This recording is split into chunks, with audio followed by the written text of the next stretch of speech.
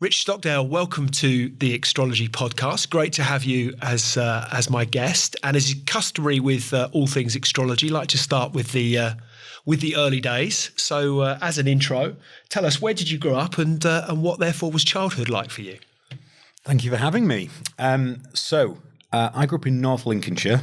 For those of you who know your British geography, that's on the south side of the River Humber. So my childhood bedroom window looked out at the Humber Bridge, which if you ever then go visit San Francisco, makes it incredibly disappointing because we had one of those at home. It just wasn't red. And everyone else is like, the Golden Gate Bridge is grey. We've got a grey one, but there you go. So that's where I grew up, yeah. And what was childhood? Brothers, sisters, big family? What was childhood like for you? So oldest of three boys. Range of ages. My youngest brother is 7 years younger than me. Very, very different. Working class family, parents with the most unbelievable work ethic. Dad left school at 14, time served builder, was still laying bricks and digging holes into his late 60s. And mum went out at night and cleaned factories and hotels to put food on the table. So that's the best thing I learned from them. Massive work ethic. Very, very different life to what I'm fortunate enough to live now. But what I learned was I didn't want to be there forever and wanted to push onwards and upwards and outwards. So that's how it started. And what sort of things were you into as a kid? Sport. Really loved sport. My passion and love for sport way outweighed my ability at sport. So first love was rugby. Played rugby union as a kid. Was always fought hard and tried to do well, but was never that quick, never that athletic. And then it pivoted into cricket, which was interesting because it's the first sport where my mind kind of came into it more than the physical side of it, and I got to do better as a result of it. So was a left-handed leg spin bowler, loved it, was quite a meek and laid-back kid. So was really good at batting until the rest of the kids ended up as 6'3" and the ball started going past your nose. And then I was like, I'm not sure about this anymore. And the other random one was a lot of chess as a kid. So randomly found a chess set at home, made my dad teach me how to play. So yeah, that combination of impact contact sport, a bit of cricket and chess at the other end. So they were my kind of childhood passions to start with. And then the big life defining one was one day my dad came home and said, grab some shorts, we're going kayaking. And I was like, what? And I was like, okay. So my dad had wanted to join the military when he was younger, but he's 5'3", so I'm 5'7" on a good day. And so he wanted to join the military, went in for all the medical. He's an amazing athlete, 10 times better athlete than I was, competitive martial artist, sprinter. My brother's got the athleticism, I didn't. And came back and said, we're going kayaking because he'd done that in his youth. And that's probably the pivotal defining part of my childhood, because that love for the water, that love for environment went through to me doing geography at uni, PhD in environmental things. And without that, I wouldn't be doing what I'm doing today. It's really interesting that I think first and foremost, there's clearly a competitive element to much of what you describe. I think the bit that gets lost about being a left arm spin bowler as a cricketer is that strikes me as being quite keenly strategic. There's a lot of thinking that goes in around how am I going to get this lad out, and then clearly chess, a very strategic game, and feeding then through to the outdoors and kayaking. It was one of my first questions inevitably was, when did you first recall taking an interest in the environment and the outdoors and that around you? But it was kayaking. And to your point, do you remember that first time on the water and how that went? Yeah, I fell in a lot. But that was part of the fun, because I always loved swimming. Water was my thing. And so lost grandparents quite early in life, but one of the early memories is going swimming every Sunday with my dad's mum, grandma. So when it came to falling out the boat, that was part of the fun. Middle of summer falling in, less fun in winter, but more fun falling in the river in the summer. And you mentioned the strategic side of it. I think often asked about when the sort of entrepreneurial part of my mind kicked in. And I think probably from the early days, but I didn't recognize it as entrepreneurial. I recognized it on, that's a problem. How can I solve it? And that's been everything I've done. So, if I'm playing cricket, where can I learn something? How can I get better at it? And this is like early 90s where you couldn't put YouTube on. There was one book on leg spin bowling. I had to save my pocket money to buy this book on leg spin bowling, and it was all right-handed. I was like, right, how do I translate that? How do I change it? How do I make it work? And that's kind of been something that's existed across everything I've done. What can I borrow from a certain field and apply it to a different context? And that's been everything. So, I'm sure we'll come on to it, but I've had a collection of horrific summer jobs all through university and school to pay my way forward. And even when I was washing up pots in the kitchens, it was like, okay, what's the most efficient way I can do this? How can I arrange that? And I don't know why. My brain just goes, what's the most efficient way I can do that? How can I solve that problem? What's the opportunity? If you said to me, one job was unpacking nappy boxes out of the back of a lorry for 12 hours a day, me and a 7-foot Estonian chap, and he smiles at me and goes, I'll do the top ones, you do the bottom ones. We can make that work. So, what's the most efficient way you can do anything, and how can you, and that's been one of my mantras that's kind of led through to business. How you do anything, you say you do everything. What about who are the posters on the wall? Who were the heroes as a child? Who did you look up to? Yeah, so the whole role model and hero thing I've really struggled with. In some regards, my dad, from a alpha male, I mean, he pulled his hair out with me doing it. Doesn't do conversation. That's for other people.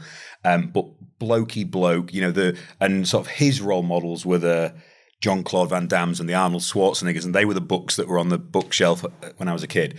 But for me, the early ones I think of, like Shane Warne, big. Yeah.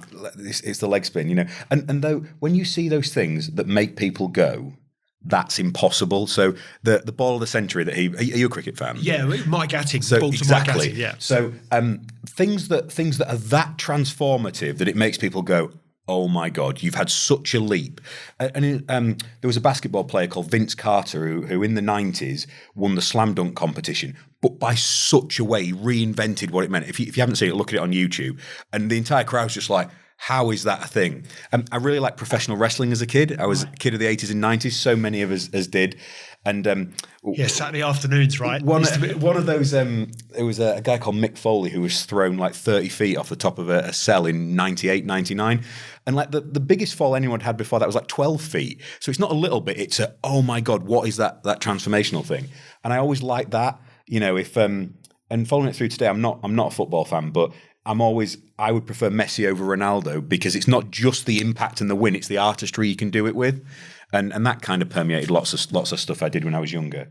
But role models are always something I really struggled with. I know some people like to be able to point to someone and go, oh, they've done it, I want to emulate that. I've always found the opposite. If I can't see someone doing it, I've gone, oh, I'd like to do. Maybe that's the bowling. Maybe there was no brilliant left arm leg spinner at the time. There was Paul Adams, the South African guy who had the weird double jointed action. That was a bit later after I stopped playing cricket. And no, I was still playing cricket, but he was a bit different. But yeah, I've never really got the whole role model poster child thing. No, it was. I remember probably Phil Edmonds and John Embry as two spinners from my, and then Phil Tufnell. Yeah. But I think Embry was a left armer. No, right, was he right off spin? Wasn't because there was Underwood, like historic cricketer that was amazing, but I'm not sure Phil Tufnell was many people's role model. No. Comedy, yes, but otherwise, I'm not sure. Not necessarily for his sporting prowess, although he didn't do too bad. But I think as a character, which I think is what makes. Not cricket unique by any means, but I think is what makes cricket special are those characters. I think probably rugby similarly has characters that sadly I think for many sports have started to go out of the professionalism's taken over. Professionalism has really taken over. When I talk about cricket, my friends now are like, "You don't like cricket, do you?" I have such a varied level of interest and stuff. So now I would say my sporting interests are more aligned to still love cricket and the rugby, but American football is my big thing. I didn't find American football till uni, so. Tried to get in the Great Britain kayaking team, water polo, which like swimming water polo, but in kayaks. It was going to be in the Commonwealth Games in Manchester in 2000. And I was like, I'm going to do that. That's what I want to. You're striving for an identity as a young adult. Like, what is it I can be great at? I want to find the thing I can be brilliant at. And that felt like the one. And even that on the role model thing, there was no one there that I pointed to and went, I want to be that person. But I had an imaginary person in my head. So every time I was going out for a run or hitting a gym session, I had this imaginary person who I hadn't met yet that was like, well, they'll be doing it.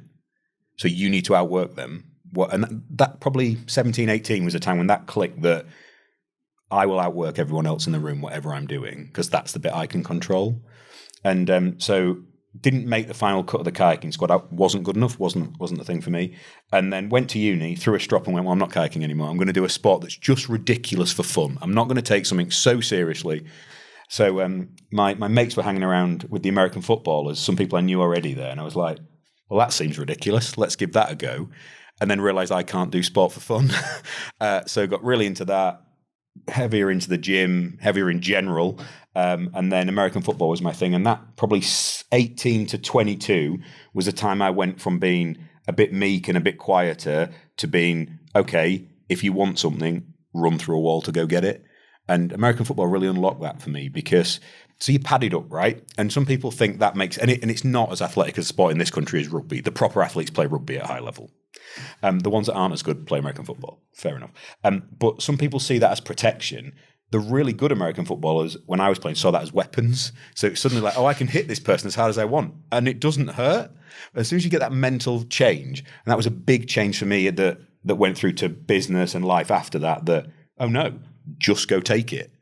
And that didn't click until like early 20s, mid-20s, something like that. But again, I think the thing that strikes me about American football, and I grew up, watching on Channel 4 in the 80s, watching, the Chicago Bears team of the 80s with Walter Payton and the Fridge, William Perry, and all those kind of guys. I was fascinated by it because I loved all sport. But the thing that strikes me about American football is on first impression, it just looks like, respectfully, lumps of meat hitting each other hard.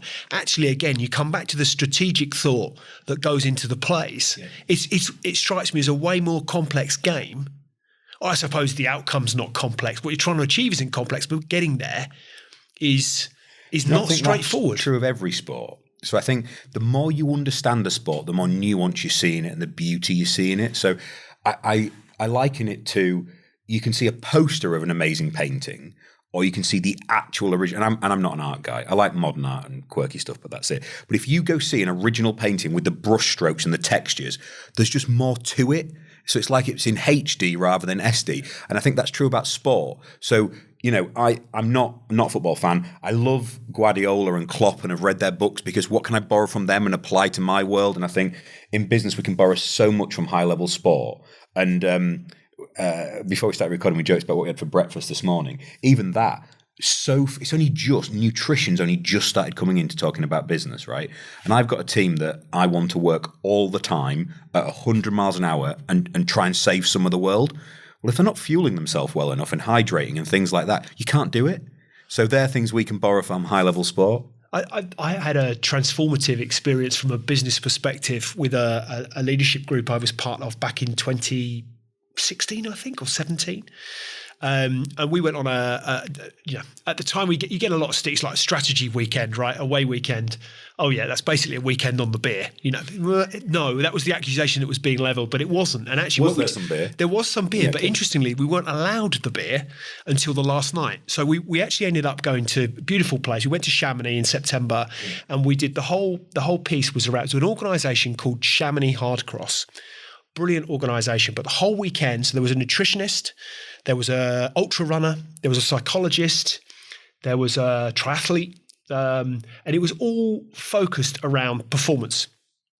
And there was an expert on sleep from an institute in Geneva. And the whole thing was how do you eradicate, in a sales organisation particularly, how do you get rid of this, kind of the 2-3 p.m. slump?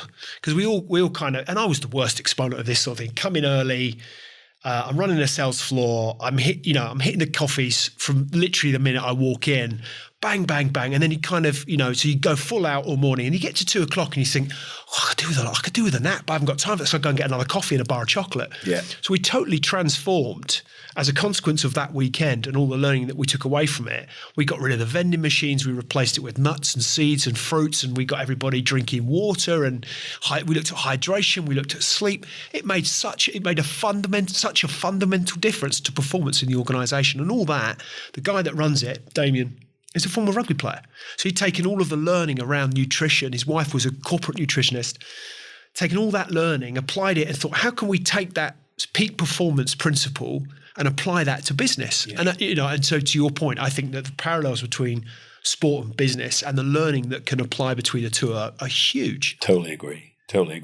Your strategy point about American football, it's absolutely true. And So I was very fortunate. I captained the Great Britain American football team for students in the States in 2003, 4. Wow, that must have been an experience. It's incredible. I got the hell kicked out of me by the Americans and came back with one knee. 3 knee surgeries later, it was still worth it. I was a foot shorter than the next person in my position. On the photo, what position did you play? So I played nose tackle, which is my job is to stop the offense being able to do anything and go get the quarterback.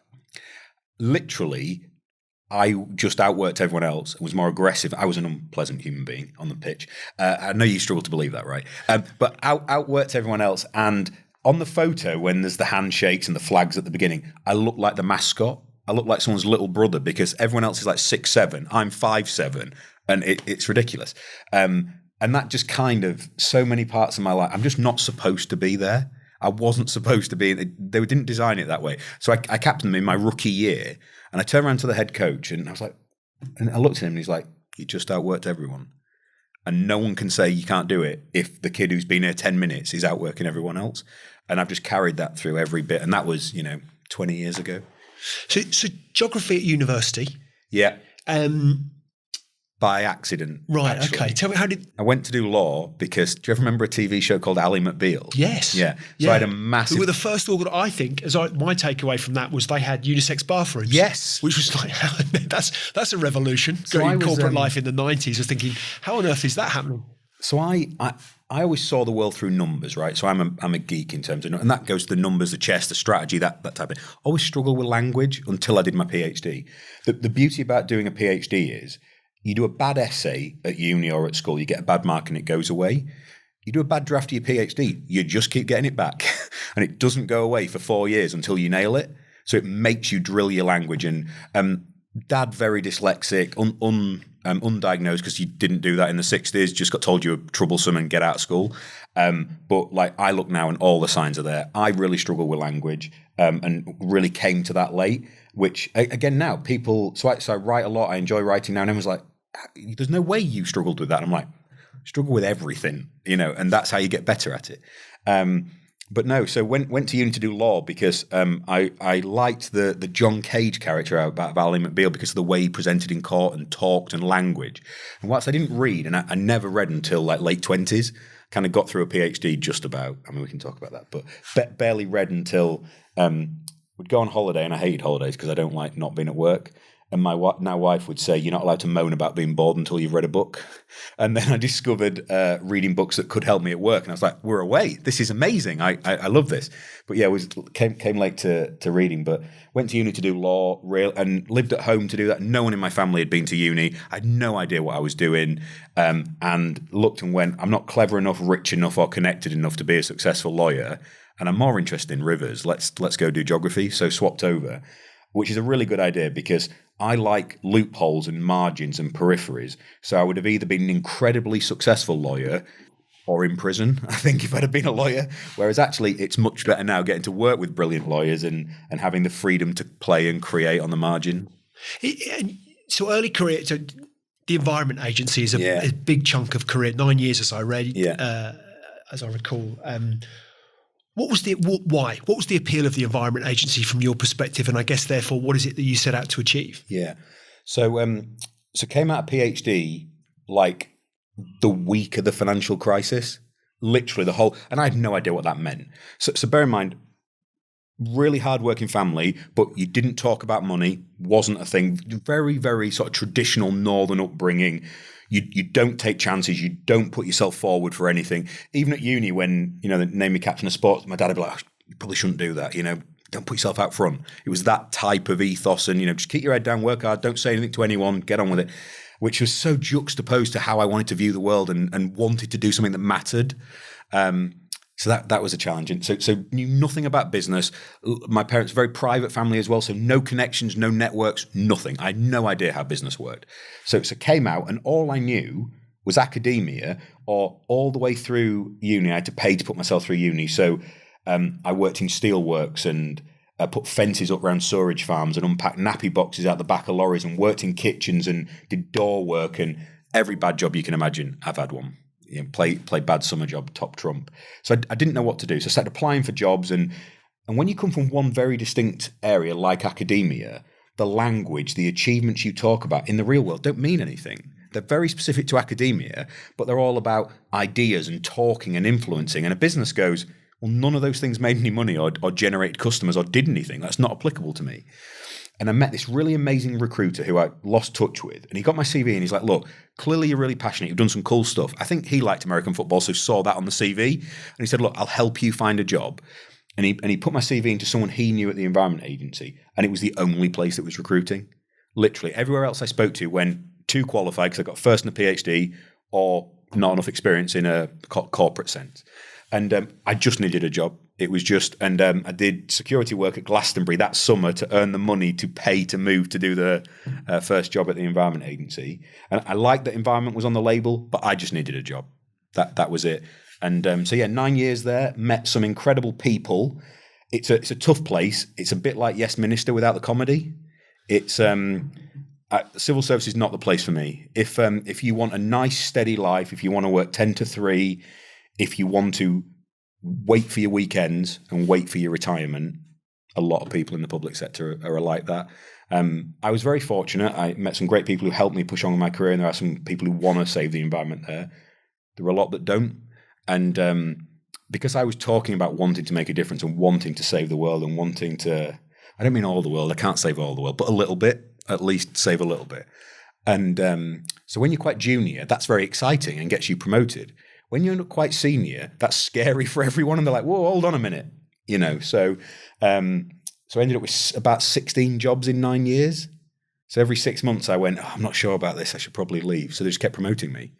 And I ended up as their youngest director, and I ran the West Midlands for a while, the East Midlands, and then spent 18 months running Devon and Cornwall, which was a challenging but incredible experience. And ultimately, we had the most amicable divorce because I was bored stiff of the bureaucracy and not being able to do things and wanted to push on, and they were fed up with me pushing them too hard.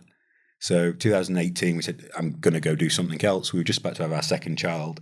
I was tired. I was drawn down by it. I was managing teams of like 300-400 people. A lot of them just want things to stay as they are. Just don't change too much, and that's the reverse for me.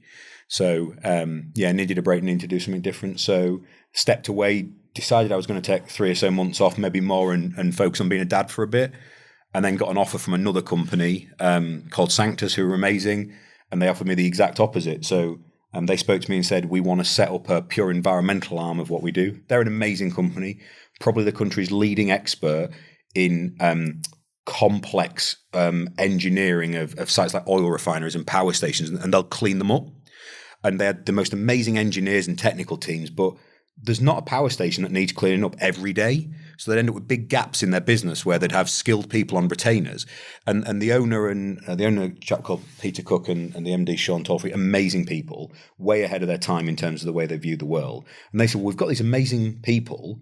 They could do some good in those interim periods. And so they spent years trying to find an environment director to start this new wing of the business to say, well, look, let's take these engineers, get them planting new woodlands and designing new river systems and removing weirs while they're not doing the heavy engineering work. And because they're used to these really complex, pressurized, dangerous environments, these other ones will be almost a break for them and therapeutic and positive. So they bring me in, and it was such an amazing experience. So they invited me in and they pitched me on the job. And in the public sector, every interview is very regimented. You answer these set questions and you have to set performance. I go and meet Sanctus for the first time. They slide a double espresso across the table. They pitch me. They've done the work on me and go, we'd love you to come and run this department. And I was like, I was coming in for a chat.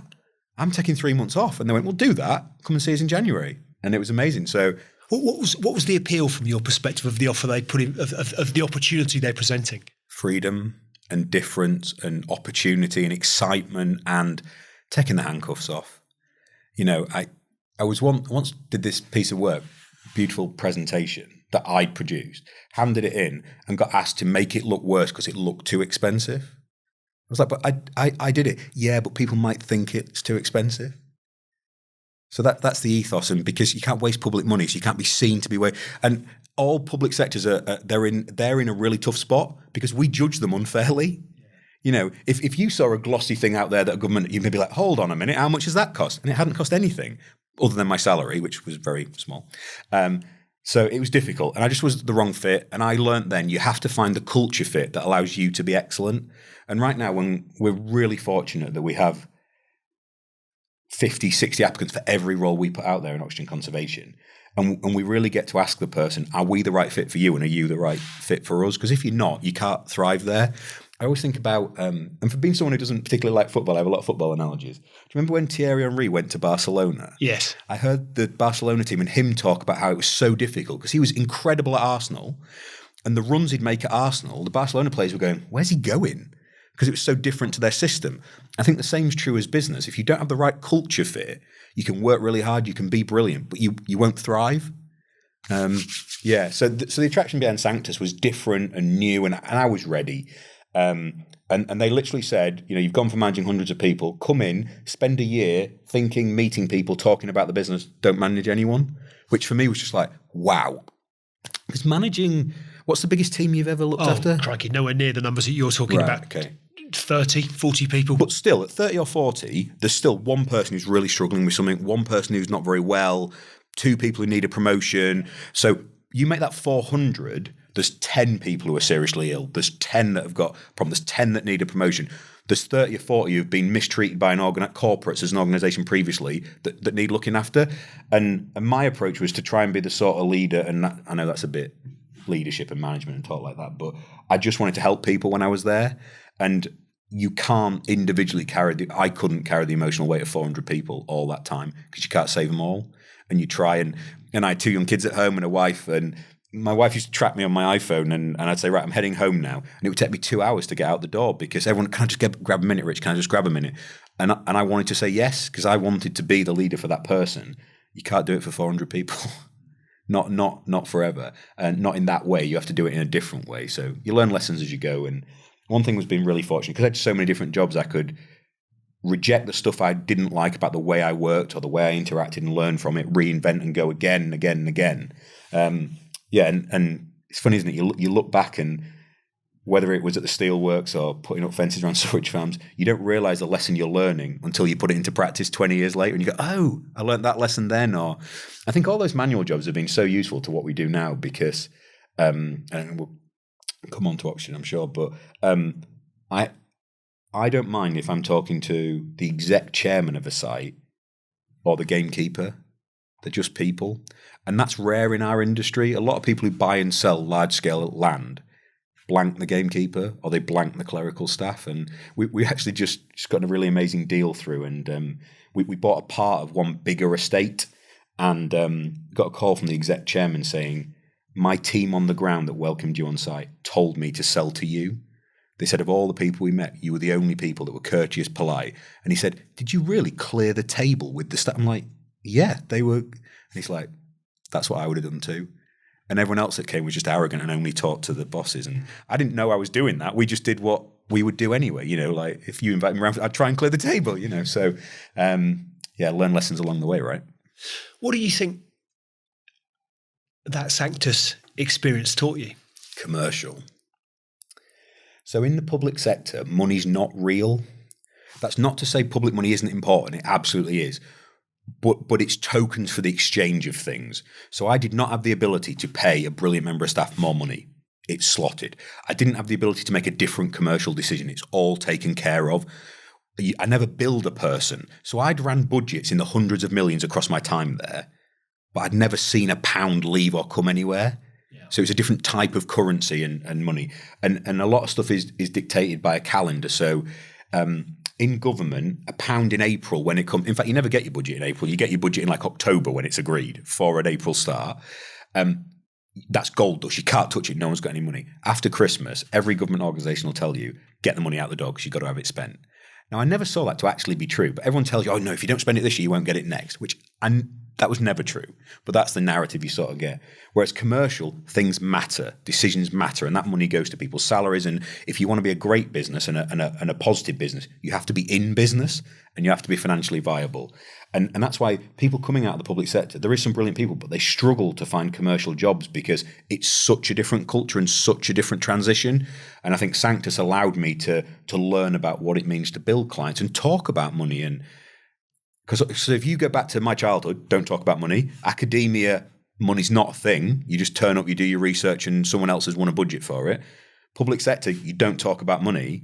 I was really blind to how you have a good negotiation. Now, by this point, I'm reading everything I can on it. Have you read Never Split the Difference by Chris Voss? No. I'll send you a copy. Incredible book. Former chief hostage negotiator for the FBI. And he said, well, you can't split the difference if it's a person, can you?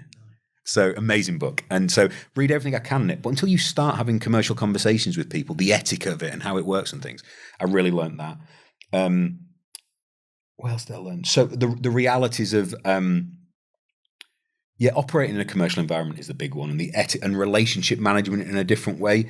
So again, public sector very internally focused. So your stakeholders and you're all internal. You're almost taught to don't really look outside too much. It's scary out there. You know, stay inside. Jest most. Is it jest? No, probably not. Stay inside. Whereas commercial, you have to spread your net. You have to speak to people. You have to, and brand and being proud of who you are as a company and portraying that, which that just wasn't a thing in the public sector. So why oxygen? Where did the inspiration come from? What's the story behind it? Yeah. So Oxygen House is a private equity and a venture capital fund started 12 years ago in Exeter by one principal investor and three friends and colleagues that he's known for a long time. And their background is statistical analysis and maths, really brilliant at that. Some of the country's leading mathematicians. Very successful in that field, in prediction algorithms and statistical analysis. And they're all hugely passionate about the environment and sustainability. And I met them when I worked in the Southwest for the Environment Agency. Myself and one of the board spoke at a conference, and neither of us remember which conference this was. But a member of my team at the time heard us both speak and was like, you two did essentially the same presentation. Our board member was a bit more aggressive than I was about it, but similar presentation. And he went up to this guy at Auction House and said, you need to meet. So did an introduction for us, met, got on like a house on fire, had a fantastic conversation and kept in touch 3 years later. I was doing things at Sanctus. And whenever Auction House, the wider investment vehicle and group, wanted to do something interesting environmentally, I'd get a call for a chat. You know, what do I think about this? Could we look at this? Any ideas? Who might we talk to about that? So I always stayed in contact that way. And Christmas 2020, they'd taken a trip to Patagonia, South America, to visit the Tompkinson Foundation, which is the lineage from Patagonia, the former chief executive of Patagonia. They bought a huge amount of land to look after it in South America. Which Let My People Go Surfing is probably one of the most transformative books I've ever read. Yes, so good. It's on we expect to do a website update with a virtual bookcase on there, and it's on the bookcase. Yeah. So get that call 2020, and so we're thinking of buying some land and trying to have more of an impact than we're having. So at that point, the group had donated significant amounts of money to Wildlife Trust and Rivers Trust and Woodland Trust anonymously, very private. But they said, we need to have more impact. We need to do more. What can we do? So I get a call, and as I usually do, I say, tell you what, I'm literally reading 3 books at the minute. Give me Christmas. Let's have a chat in January. So I dove into the books over Christmas, and I just got obsessed. I was like, now is the time we can do this. Natural capital, carbon, biodiversity, changes to land use management, that renewable energy. There's all these different sectors, and you're very good at this because he's looping back to so many stories in my past. So borrowing ideas from different fields and smashing them together. So, things from the engineering world, things from the environment sector, all come together. I'm like, now is the time when we could buy land at scale, deliver positive environmental and social impact, and that will deliver a financial return. That's never been possible before. For the last 10 years, the environment sector had been talking about natural capital, about paying the environment to do good things, but it wasn't real yet. It was all conceptual economics. But 2020, it was starting to become real. Why? What changed? I think it's the realization. So lots of really important reports, Gupta review, government policy starting to move towards that. Michael Gove, I was fortunate to spend a bit of time with Michael Gove when I was working in the EA. Now, whatever people think about his policies or his approach to anything, he was one of the few MPs, and I've met quite a lot, who genuinely listened to understand, not to respond. Because a lot of people, they're nodding while you're talking, but they're just waiting to speak. Yeah. I saw him meet a lot of people, and he genuinely would listen, and he had his feet on the ground, and he'd come and visit flood defences and projects. And I think the environment, in a political sense, moved forward so much with Michael Gove. And that's without any from political judgment, just on an environmental side. He moved things forward. You then got voluntary carbon markets starting to bubble up because the realities of climate change, you go back 5 or 10 years, people were still denying it was a thing. Okay, now you can't. We literally sat talking to a bank who wanted to fund us and offer us additional funding to buy land, which we didn't take. The day after the wildfires in London were happening. And in my deck, when we talk about oxygen conservation, there's a line about the world burning. It literally was. The embers were still there while we were talking about it. And I think so. Public perception. I think COVID was a big thing as well. We saw a transformative change from people's awareness of the natural environment and how much they love their own places and spaces because they were taken away. When you lose something, you realise an appreciation of it. Do you think as well that COVID forces us to slow down? We rarely there's always an awful lot of whatever it is you do in life. There's always an awful lot of background noise, right? Yeah. But we go about our daily lives that it almost becomes someone else's background noise because we're doing our stuff, right? But all of a sudden we were forced to stop. Even if we were working from home, we just had more time to tune into our sense of self and the wider world. Not everybody did, but it's a broad sweeping statement. But because what is it actually? My sense is we became more aware. So this was a global pandemic. Hey, this is affecting other people in other countries. So I think the challenge oftentimes for much of what we'd seen historically around climate change was it was kind of stuff that happened elsewhere. Apart from the thing that strikes me from a UK perspective, floods seem to really feature in my mind, and the whole issue. Floods seem to become, I've got no factual evidence around this, but intuitively feel like they've become a bigger issue in the last 15, 20 years than I remember them as a kid. Now, maybe because they get more coverage, but it feels like they're more prevalent. But actually, dramatic, seismic, climactic events happened in other countries, right? But all of a sudden we look at a global pandemic and we go, oh, we are actually all connected, right? This stuff goes on all over the world, and what's happening in this country, what's happening in that on that continent, how they contain it just was everywhere. Do you think it had an effect? Was that a bit of a simplistic way of looking at the fact that actually we just might have woken up a little bit? I think you're absolutely right. I don't think I'd viewed it through that lens, but I think that makes a lot of sense. I think certainly the background noise, the hum being peeled away, and you actually thinking about just being purposeful and thinking about the impact you have and what the taken away bit is the bit that really sort of speaks to me. And we've seen that really recently. I don't know if you cited on, so Dartmoor used to be the only place in England you were allowed to wild camp. So you could rock out onto open hillside, camp overnight, fine, you were allowed to. Everywhere else you needed landowner permission. And a private landowner just took the national park to court to argue that shouldn't exist as a rule. And the broad basis for his argument is camping isn't a recreational activity. And he won his court case. So the huge uproar on Dartmoor. And I just wrote a piece on this. And my view is it's not just because there was a big march this weekend. Some 3,000 people on Dartmoor marched to say this is not fair. You can't take this right away. And we had a lot of friends that went down to this, and they were saying the people they were talking to, many of them have never wild camped, nor intend to, but they're just fed up of things about the natural environment being taken from them. And I think it's part of that. And almost we've had so much of the environment taken from us. I could reel off 50 facts about species that are lost by the day and the climate absolutely degrading. And young people now are mourning things they've never had because our generation and the one before took them away by decisions we made. Do you think that if you look at the business angle, one of the things that struck me was that for years, the sense of corporate social responsibility, everybody knew this was it was a good thing to be seen to be doing. Yeah. But actually, what's the financial benefit really? What's the stakeholder benefit?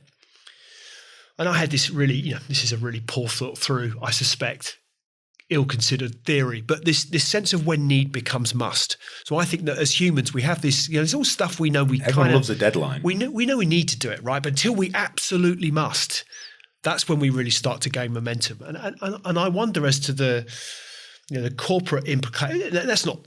I don't mean corporate in the classic big business sense. Yeah. I mean all of us in business, in frankly in society. When we gotten to a point where we think actually we know we've needed to do something about this for quite some time, but we're kind of at the point, right, where it's shit or bust.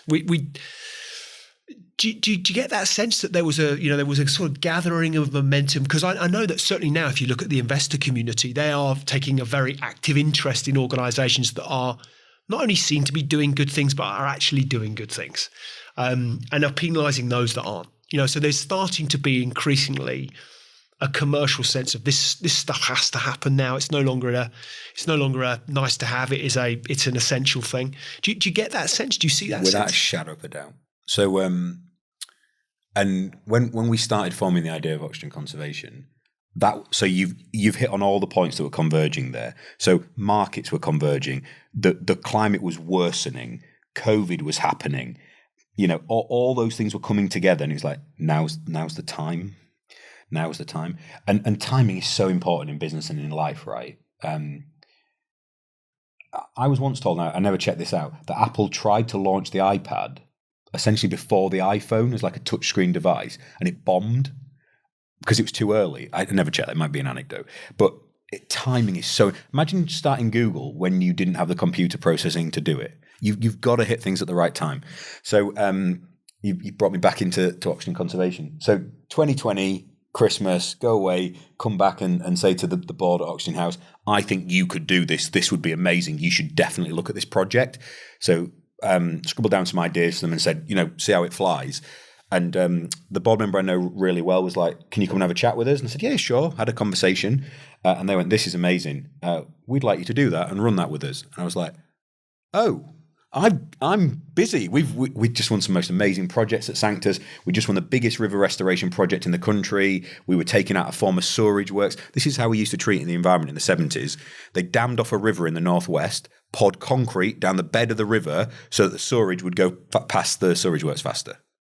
That's how we treated rivers. So we just won the project to go in there and take out that concrete and restore the river. And they were like, no.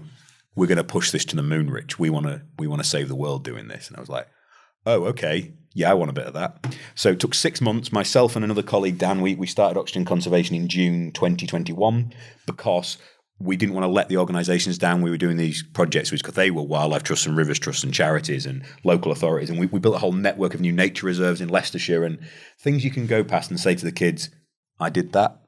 And that's one of the driving things behind Oxygen Conservation. My kids haven't yet. Although, little story about my 6-year-old Emma, we were walking through a car park to charge the Tesla the other day, and there was a water bottle on the floor, and she grabbed it first, picked it up, and I said, oh, what are you picking that up for? And we go, it kills animals, plastic, doesn't it? Unicorns and fish. And I said, unicorn? He said, well, yeah, it'd get stuck on the horn, wouldn't it? I was like, yes, excellent. It will, Emma. It absolutely will. Lovely story. June 21, we started Oxygen Conservation, and me, Dan, head out on the road, find land where we can deliver positive environmental improvement, and then fast forward. So we bought our first site January 22, and in the last calendar year, we bought 25,000 acres across 8 sites in 7 counties and 3 countries. And to the best of our knowledge, we bought more land than anyone else last year in the country, certainly the most land for conservation.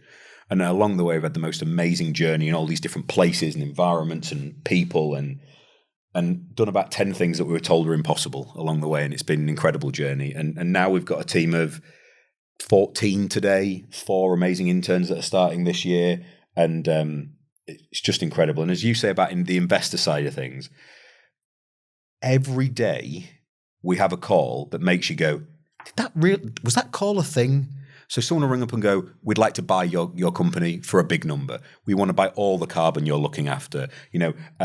We had a call about a month ago saying, was it just before Christmas? Yes, about a month ago saying they'd read a piece I'd done in a magazine, read up about us and said, we think you are perfectly placed for an IPO in the next 12 months. We'd like to back you to the moon to do that.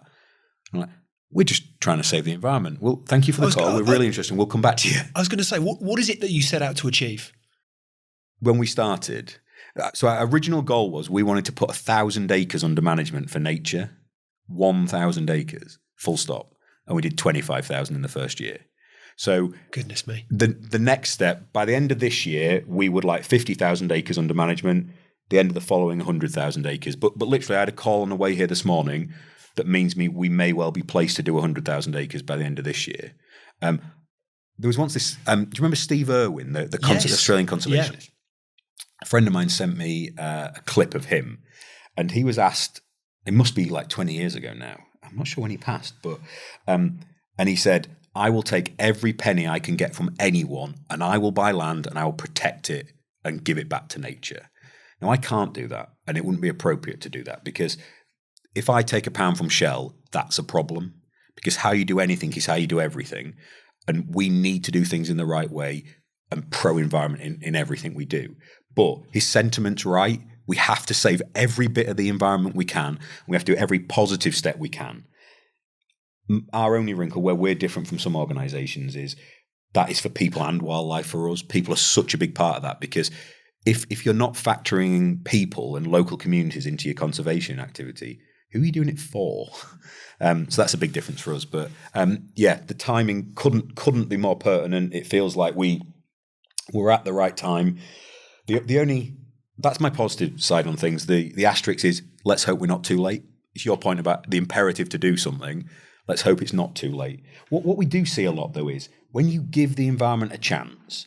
So we've got an amazing site in Cardigan Bay in Wales called Esgar Arth. It's a beautiful site. And the water from there flows down into Cardigan Bay. So the water affects porpoises and dolphins and incredible wildlife. If you haven't been to Aberystwyth, go. It looks like Balamory, multicoloured, amazingly beautiful site. And it's just so important that we get these sites and look after them in the right way, because they're just too precious otherwise. What have been some of the more significant challenges that you faced along the way? I don't know. So I don't really both everything and nothing at the same time. It's like I love quotes and sayings, and one is, what's the opportunity this now gives us? So you look at a site and you think it's X, and you realise it's got all these problems, and you go, okay, brilliant. So back to chess again, right? You turn the board around. Okay, it's a different set of circumstances and positions. I just play a different position, and I love solving each of the little problems. I look back now, I can't think of something I was like, that was horrible or that was terrible, and because they're not. They're just the next little thing to solve and move on. Where, sort of a personal level, where the ones I find the difficult is when you're met with negativity. And so I love challenge and debate and discussion, but where you get we just shouldn't do anything, I struggle with that. And as long as I can, and fortunately, because we've built the team from scratch, I've got to surround myself with very, very different people from different backgrounds and different experiences. We've got people in their 50s, we've got people in their 20s, we've got people with PhDs, we've got people who can't think of anything worse than stepping foot in a university, we've got professional economists and the whole range of people. But they're all people who want to do something to make a change and to step forward. And that's the energy I find from those. I did find Christmas difficult because I had to not contact the team for a week. And because I had to be like, right, you have to let them have a holiday. So that's probably been the worst week, has been letting them have a holiday. We do a lot of miles and a lot of time on the road, and probably I'm sure a lot of people who sit here and talk to you about, I don't believe in work-life balance, right? Because it makes it sound like there's a fight. And the first time that phrase was ever used, apparently, was Henry Ford, because he invented the weekend, so that people had somewhere to drive the car. So he wanted to sell more cars, so he came up with the concept of the weekend, which means exchange all these hours of misery for a couple of days of it's all right. Well, if you do something you love, where's the balance? Just do more of what you love. And whether that's spending time with your family, or it's in the gym, or it's whatever sport or hobby you like, just do more of that. So we try and craft a working environment where everyone's really happy, that when they go home to the family, they're really happy doing that as well. Got this one person on the team, Lara, who amazing adventurous. She's our mapping and data specialist. She's incredibly gifted, but she does annual leave better than anyone I've ever met. If she goes on annual leave, she's climbing a mountain, she's learning to surf, she's snowboarding, she's walking. I'm walking around Scotland, and every time she's going on, everyone's like, "Oh, what's the adventure?" And it's how you do everything. It's how you do everything. Do it with purpose and push it forward. I'm not good at seeing challenges. I'm not good at celebrating either, but both things I need to work on, I guess. With the benefit of hindsight, as you look back on the last couple of years with Oxygen, is there anything that you would do differently? So the flippant answer is no, because I love where we are now. Could I improve on some things? Yeah, we do that every day. So my recruitment policy is only hire people better than you in a fundamental way. So when we first started, so at 14 now, effectively on day one, I had to wear all those 14 hats right in a really bad way. So like myself and our head of operations, Dave, built our website through the night to get something out there. Our marketing manager, Elle, incredible, absolute eye for detail, just classier presentation, beautiful stuff than me. Our website will be better. So each of those bits will be better as the next person comes in. We've got a genius environmental economist who's that clever he can't use cups. So he keeps spilling coffee on himself because he's that clever. And we think that's the example of when someone's a genius, that they struggle to function. And he loves that anecdote. But our modelling work that we'd done in terms of planning for financial scenarios and things, he's taken that to a next level. So the answer is I wouldn't change anything, but I could have done everything better. And I will. So, but none of the sites we regret buying. One site we missed that got away. We were looking at two at the same time. We should have taken both. We focused on taking one because it was a complicated deal. We managed to buy 12,000 acres of Scotland in 4 weeks. Now, bear in mind, imagine trying to buy a house in 4 weeks and 12,000 acres of Scotland, 10 built properties, no registration of title. Our amazing law firm, Burgess Salmon, incredible. They did both sides of the legal deal, and the other side's lawyers just initialed it to get it done. And we had to get that done in 4 weeks to do the deal. So we were all in, focused on this one. If we'd have gone a bit quicker, we'd have picked up another 18,000 acres as well. So that's kind of one that got away. But we got a beautiful site anyway. And we got the one we preferred. We got our first choice, but I'm greedy. I would have liked both. So I'd imagine that there isn't, and I think this is true of most people that are running businesses, but particularly to your point, you're spending a lot of time on the road. I'd imagine there isn't a typical day for you. If there were, what might a typical day look like? So one of the big changes for me this year and getting things right with the family is, sounds bizarre, but calendaring 7 days. So having calendar structure shared with my wife and kids, so we have visible calendars so everyone can see where everyone is and things like that. Big difference. If people out there don't do it, try it. It really helped us in terms of, you don't have to say, oh, where are you this day? Can we be back for this parents' evening? Are you doing that? Everyone knows where everyone is, which is great. Communication key. So calendaring 7 days and putting the family stuff in first is the big thing. But I have two kind of days, and Saturday and Sunday aren't really a differentiator. It's like I've got home days and away days, and Saturday and Sunday are home days. And other than lifting weights, my job is my hobby too. I love what I do. I'm very fortunate. So on a home day, get up in the morning, breakfast for the kids, spend some time with them, get out. So Saturday morning, pancake day.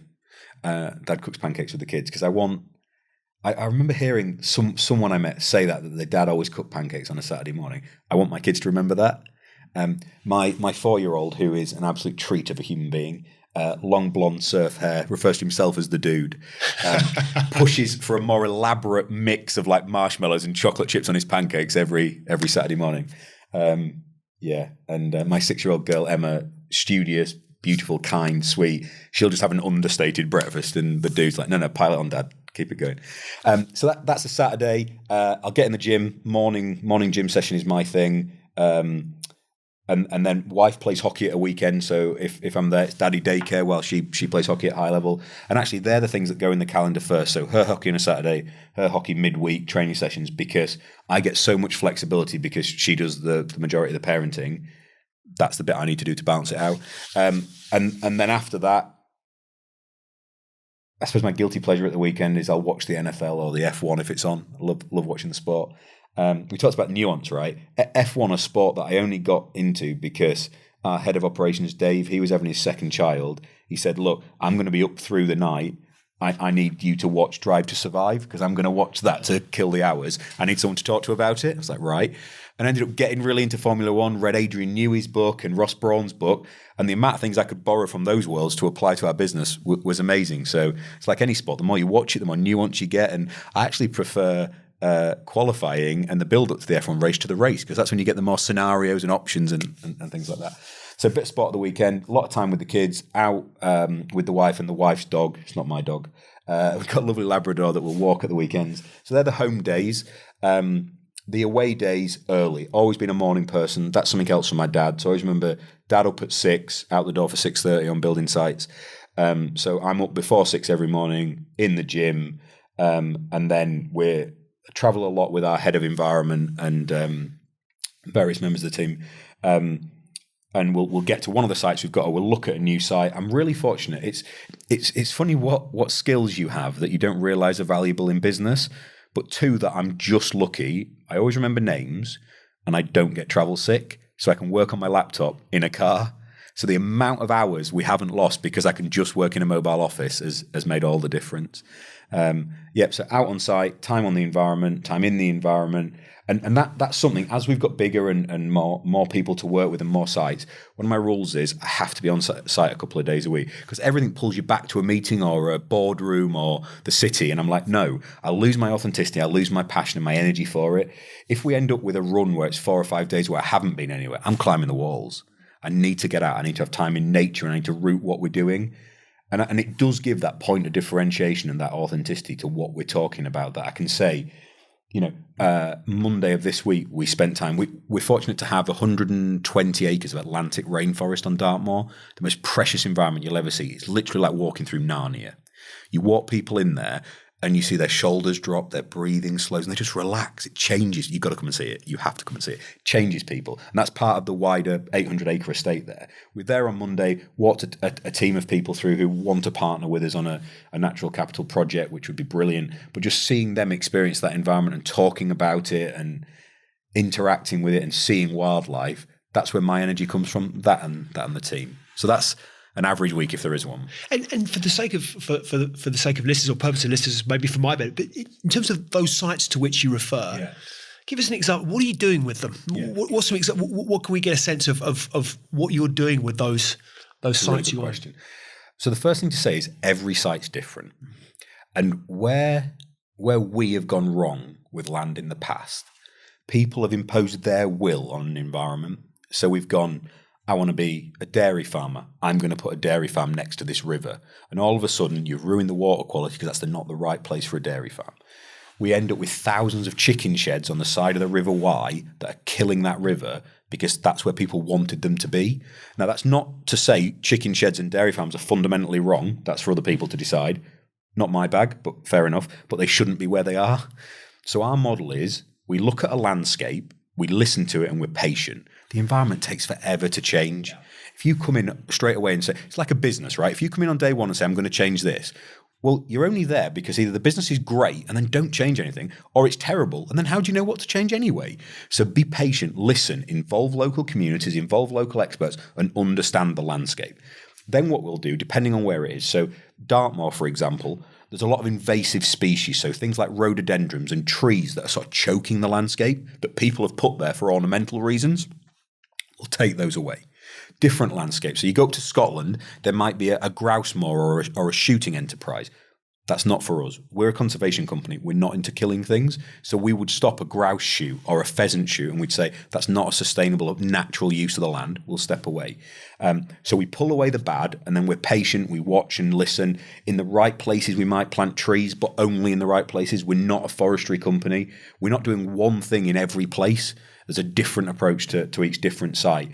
And I think that's another point of differentiation for us. So there are people out there that will buy land to put a solar farm on it. They'll buy land to plant trees. They'll buy land to build property. We might do all of those things in different ways. And we don't think there's anyone else out there in the market who's trying to do a holistic approach to land management and is not trying to ramp up anything anywhere.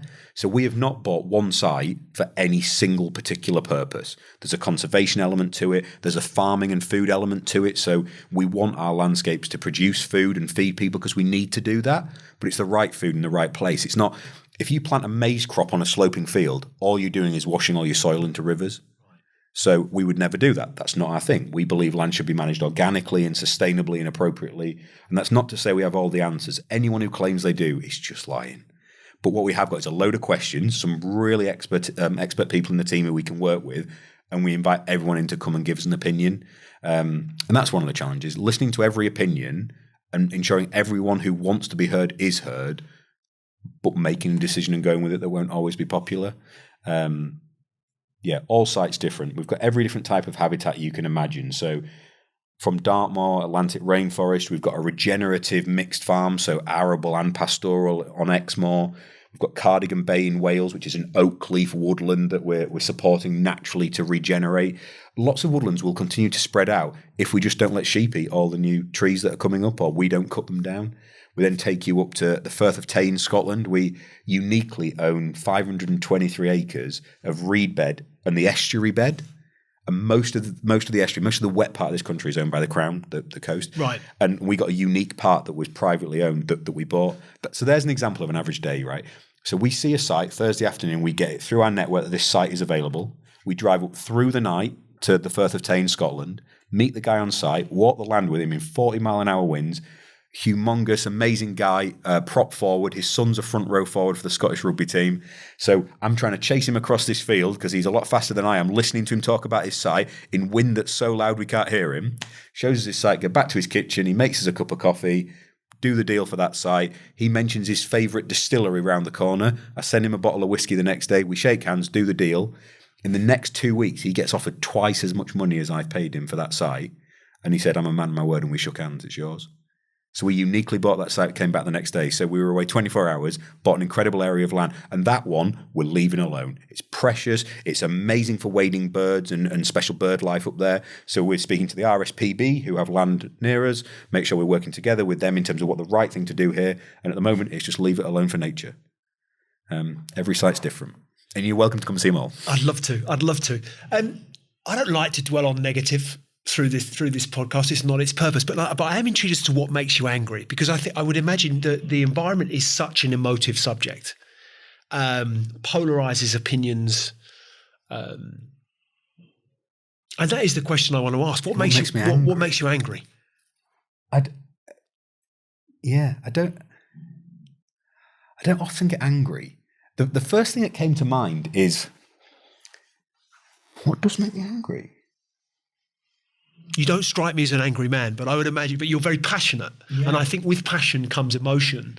And there must be, like anything, I think there are things that, daft example, I suppose it is, in a very micro sense, it's environmentally impactful, but fly tipping, right? I'm driving through a beautiful part of the country where I live this morning, and somebody's just emptied the contents of a van by the side of the road. And that I was livid. I just think, what on earth would possess someone to do damage to what is a beautiful hedgerow, and someone's just pulled up and emptied the contents of a van. You think I have to relax a little bit and get on my way. But things like that.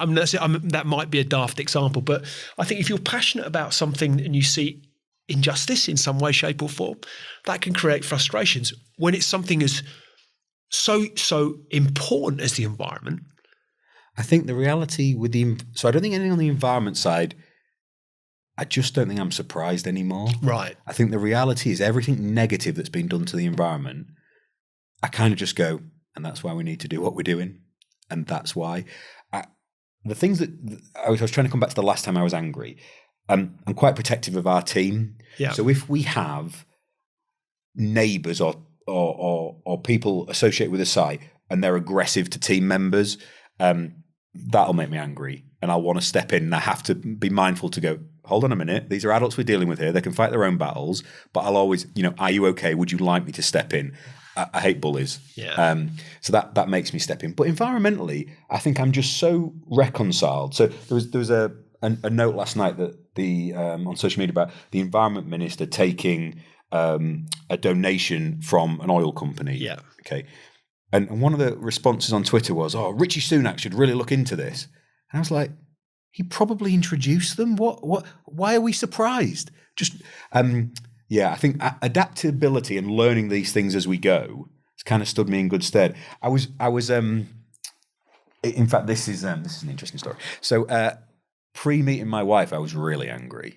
So we talked about academia and sport and things. So if you imagine me, age 23, doing a PhD, which is academically adversarial, like PhD Viva, they call it a defense because they bring in some experts to yell at you about how wrong your thesis is and you have to defend it.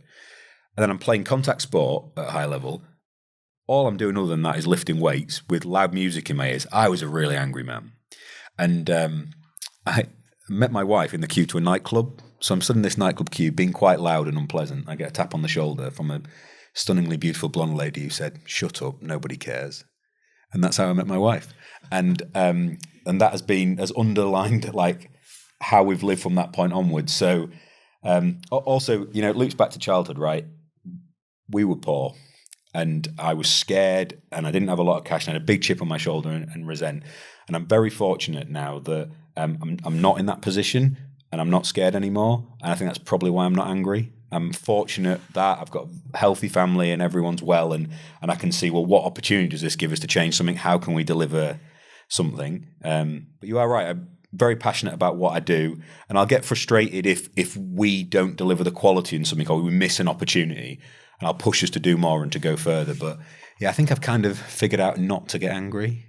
I think the thing that strikes me about much of what I've read of late about the actions that we're taking globally to combat climate change, and the argument in the sense of, are we taking many? Yeah, well, this is the point. I mean, I've seen a few things recently that have really led me to question the sanity of, and actually in a healthy way to kind of dig into this. So I was watching something recently, and I think I'm right in saying that Britain, and if I get my figures wrong, I'm sure and rightly you should correct me.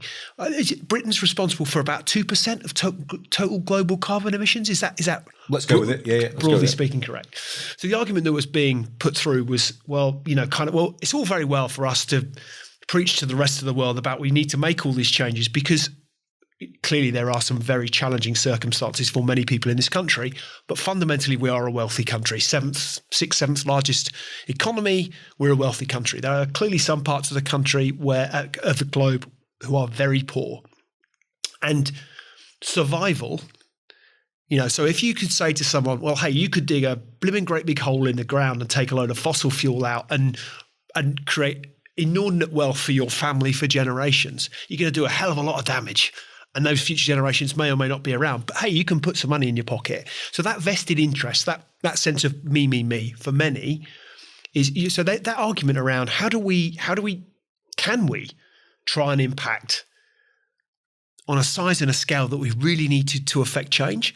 Or actually is it, and I was thinking about this as I was driving in today, talking to you, that story around, I can't remember, I'm going to butcher this now, but there's somebody walking along a beach and there's a load of starfish and they start picking them up and throwing them back in the sea. And it's like thousands of starfish on a beach. You can't throw them all back in, right? But hey, if we just start with one. And I wonder if, we've all got to do our bit, but how do we impact? Is that a sense of frustration that you feel in the sense that the issue around climate change is so vast? Can we even think about changing the whole dynamic? It's not even. It's happening in this country, right? We've approved a new coal mine in Cumbria. Yeah, of course, because people want jobs, and they need to feed their family. And I've spoken here. My parents would have been saying, "We just want those jobs. We just want to do those things." And I will never ever say to anyone, "You shouldn't do the best you think you can for your family and your kids." Instead, what I'm going to focus on is the change we can make. And when my children say to me, "We knew the planet was burning. What did you do about it?" And I get goosebumps when I say, I can look them in the eye and say, I tried. And I think that's all we can do. Do what you can with what you've got, where you are. And that's all any of us can do. And I think we as a country have an opportunity and a responsibility to showcase what good looks like. So there's a group of people who think the next great international export out of this country is our approach to climate and environment and the legislature, nail that one, the legal framework behind that, and the policies and the procedures and the marketing mechanisms and the documentation that allows the trillions of pounds and dollars that are sat in investment funds to be pivoted towards environmental good from environmental bad. And that can start to deliver the sort of change we talk about. If it doesn't, it might be too late anyway. But I would still rather have tried than not. But we are not an agent of social change. We are a conservation organisation who's going to try and save just enough of this country, and in the years to come, hopefully other countries. That means when the next generation of people, and maybe those people who are sat children now reading at night because there is a fossil fuel lamplight on, but allows them to read, solves the problem in the end. The next Elon Musk that strips carbon out of the atmosphere. But we're going to try and buy him a bit of time to do it and role model what good in terms of land management and that change we need there looks like. So what excites you about the future? Everything. Like, we are going to be the world's first conservation-focused unicorn company. We are going to have a natural capital value on the land we have of £1 billion. And that will make every investor, every bank, every fund take notice and go, oh, we can profit from protecting the world. And then, in the nicest possible way, philanthropy's got us so far, it won't get us the whole way. If we can make a fair return and generate value for investors, wouldn't you rather your pension was doing good and making you a return? And wouldn't you accept maybe even a slightly smaller return to be able to say, I'm doing good with it? Read an amazing story this morning about an incredible cross-country athlete from Devon, and she's turned down the right to go run at the World Championships because it's in Australia and she won't fly there. We're going to send her a note and say how amazing we think she is. That's the next generation. They're not going to accept anything but. So I'm really excited about what we will do as a company. I'm excited about the changes we can make on land. I'm excited that we're going to plant 100,000 trees this year. I'm excited that we want to welcome back different species to our landscapes and places. We're also going to build new sustainable homes for people that at the moment are having to move out of rural communities because there's nowhere for them to live. I'm excited about the fact that we can help people understand that local organic food is better for them and is the way to a better life and a better lifestyle. And I'm excited about welcoming you and everyone else to the sites that we've got and finding ways to balance all these little challenges and problems. So one thing we face is we've got some of these most amazing protected environments. We want to show them off, but by inviting people to them, we risk doing damage to them. So how do you balance loving and protecting nature with showing it to people? We haven't got the answers yet, but we'll find them. I'm uber excited about the incredible people we're going to hire this year. We're just recruiting for a head of built property because almost inadvertently, it's a feature of what we do now, but we've ended up with a lot of built property. So we've got 40 houses already on the portfolio, 100,000 square feet of built property potential. We need someone to transform that into the most amazing local homes and ecotourism opportunities. And in the space of a fortnight, we've had 50-odd applicants for this with an entire range of skill sets that are going to make us think differently and make me a heck of a lot better. So really excited about that. I'm pretty excited about everything. Who's been the greatest influence on your career and why? Wow.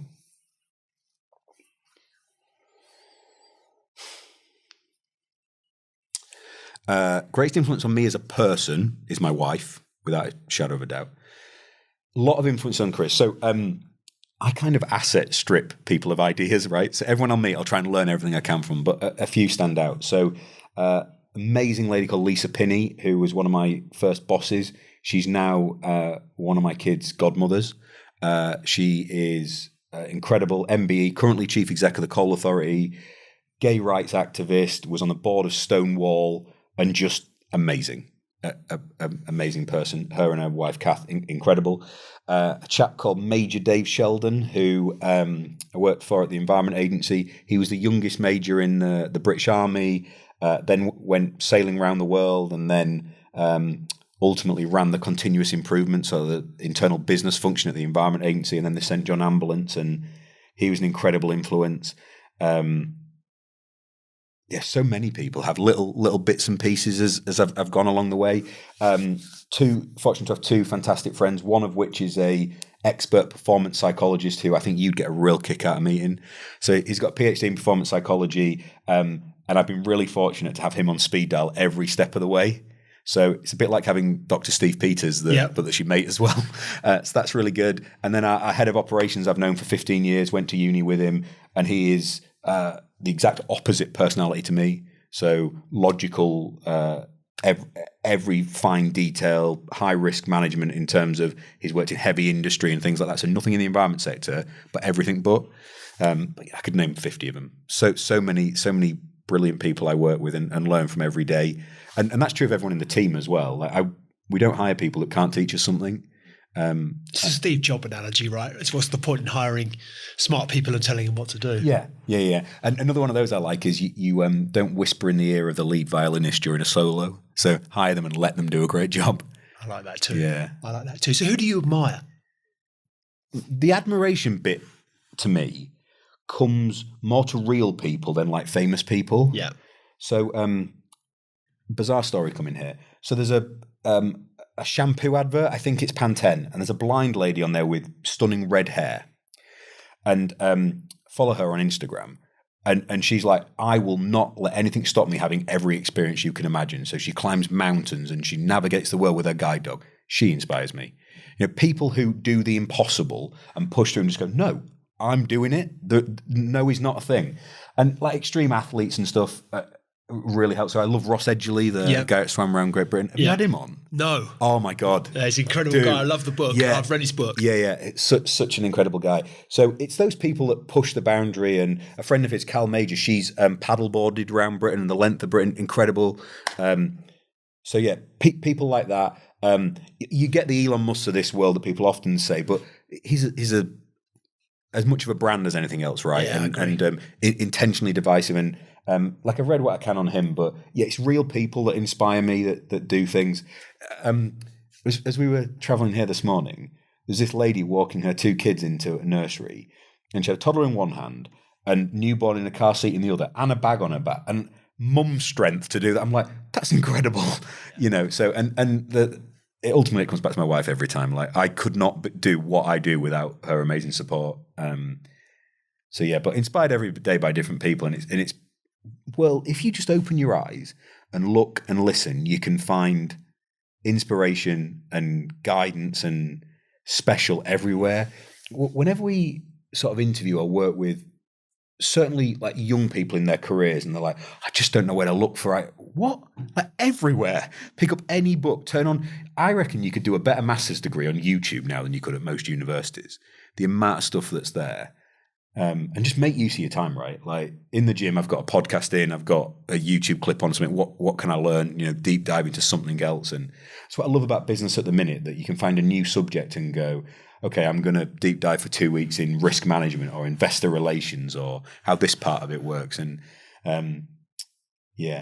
and that's why the variety of sites we've got and the variety of parts of our business keep me really excited. It means I don't have to, if I was working on one bit, I'd push that too fast and too hard, because I can flip between all the different ones.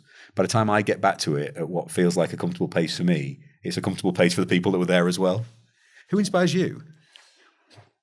Goodness, I think to your point, I was interested as you were saying that inspiration comes in so many forms. So I think we have a full of broad sweeping statements, but we have a natural tendency to associate inspiration with those kind of superstar figures, put them on a plinth and, it's your Elon Musk or it's your Lionel Messi or it's your Michael Jordan, whatever your thing is, we could pick a superstar in that world and we go, well, that's inspirational.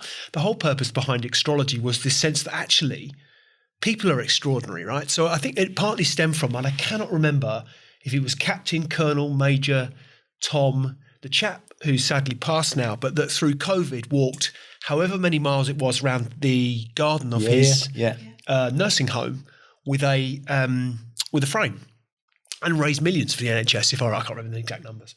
But I think, do you know what? That's inspiration, right? Someone who can't get off the couch today through whatever reason, but that tomorrow can run does the couch to 5K or whatever. That you can find sources of inspiration in any one of a number of ways. And I think, I think that's people truly are extraordinary. Yeah. When you're telling that story, the one that is my sort of famous figure that I get the most inspiration from, Alan Turing. So the guy that broke the Enigma code at Bletchley Park. And what an awful set of circumstances through which he, I think I'm right in saying he was the last person to be convicted in the UK for being homosexual. I don't know if he was the last, but he certainly was. One of the last. Yeah. He was chemically castrated. Yeah. So that is abhorrent, and that's within living memory, right? The thing. What an incredible genius of a mind in some fairly horrific circumstances. Yeah. So one day I would like a knighthood, if the Crown are listening out there, for services to the environment, and I'll politely say thank you very much. You can have it back. I'd like to give it to Alan Turing posthumously, please. Yeah. So, and that guy saved literally millions of lives as a consequence so of his actions. my wife, who is very much the brains of the outfit, she did maths at uni and did her dissertation on the breaking of Enigma code. And going back 8 years, it would have taken the world's fastest supercomputer 20 years to break the Enigma code today, and people broke it in 1940s. So I bring this back, seamless link to the environment, but I am a eternal optimist. But I have huge faith in the human spirit. In that the human spirit will prevail, and that Yes. actually we've done all this bad stuff. We can fix it because there's incredibly smart, well-meaning, well-intentioned, decent, honourable human beings that are all pervasive. I think that we live in a world, and I'm not going to do down the media model, but that it strikes me that good news no longer sells, right? So it has, the more extreme it can be, the more horrific it can be, the more catastrophic it can be, the more clicks it generates, the more eyeballs it gets, the more money it makes. And that becomes, it's ever perpetuating. But actually, in my experience, the vast majority of people that I meet along my way, of all shapes and sizes, colours and creeds, are wonderful people with great outlooks, great positivity, great intellect, great drive, great energy, and huge potential. And I look at particularly, you've got young children, mine are a little bit older, but I look at their generation and they've got so much to give. And that, I think, that gives me some encouragement as to what could happen to the world. Yeah. And that there is good out there, inherent good, and the vast majority of people fit that bill. We just have to give them a world to save. Yeah. We just have to still be here long enough that they've got a chance. We did an intern recruitment campaign recently, fully paid internship, and it was a love letter to the Apple ad campaign of Think Differently. So we said we want the crazy ones, the misfits, the rebels, and we styled it on that campaign and said, look, if you can help us scale conservation in any way, we want to hear from you. And we had hundreds of applicants from just the most amazing array of backgrounds. The most out there CV was from a transgender clown-inspired fashion designer. And the CV was beautiful, full clown regalia, dressed the person in. And they wrote and said, I don't know if I can help. I just love the advert so much I wanted to apply. And they got through the first couple of phases of sifting and ultimately, I'm not really sure I can do anything to help me around, but thank you. Amazing experience. And we met one candidate along the way who was 18 and she was between A-levels and was in a gap year going to university. And we got off this intro call going, oh my God, this person's incredible. So like mature and eloquent. And I was like, it's breathtaking, the talent in young people. And we didn't actually get her. She ended up with like so many job offers. She'd got something in place already, which was great. And we wished her well. But we got 4 other incredible candidates across a wide array of ages and all over the country. But what we will always keep an intern role on our structure, because I'm getting older, close to 40 this year, close to, I know you're surprised, right? Yeah. I didn't get the reaction there. But if we keep somebody, and it doesn't mean young necessarily, but it means new to the company, and they come in for 3 months, they don't have the same blinkers as us. They have a new ethos, a new outlook, and they can say, what about this or what about that? So we'll always have at least one person that comes through every 3 months and can challenge us on things and make sure we're open to new ideas and things. I think it's too easy to get in an echo chamber. So what does success mean to you? I think that changes every day. So my success today is moving forward. Links back to American football. There's a famous scene in a movie called Any Given Sunday called The Inches Speech. Al Pacino? Yeah. It's the 6 inches in front of your face. Yeah. Keep moving forward. Keep moving forward. So progress. It doesn't mean you're not going to get knocked down. I've been knocked down a lot of times. When you play American football with bigger boys, it happens a lot. Get back up again, knock down 6, get up 7. So moving forward, progressing, finding opportunities to make a difference for the environment, for people, for wildlife, to be able to say we left the environment in a better position than we found it. So that's the immediate one, and doing your best in every scenario. So it's my team have a little wink with each other when I use certain lines, and it's how you do anything is how you do everything is the one I use a lot. Make sure the quality matters, make sure it's purposeful. Even if we decide not to do something, make a purposeful choice with that. But as a company, it is to really move the needle and have that impact, to scale conservation, to hit that Ultimately, by 2030 in this country, we want 250,000 acres under management, which would give us the single largest conservation portfolio of management, would put us in the top 10 private landowners in the country, if not top 2 or 3. So that's in this country. And globally by 2030, imagine if I could come back and see you and say, we have 1 million acres under management that is being looked after for the good of the environment and the good of nature.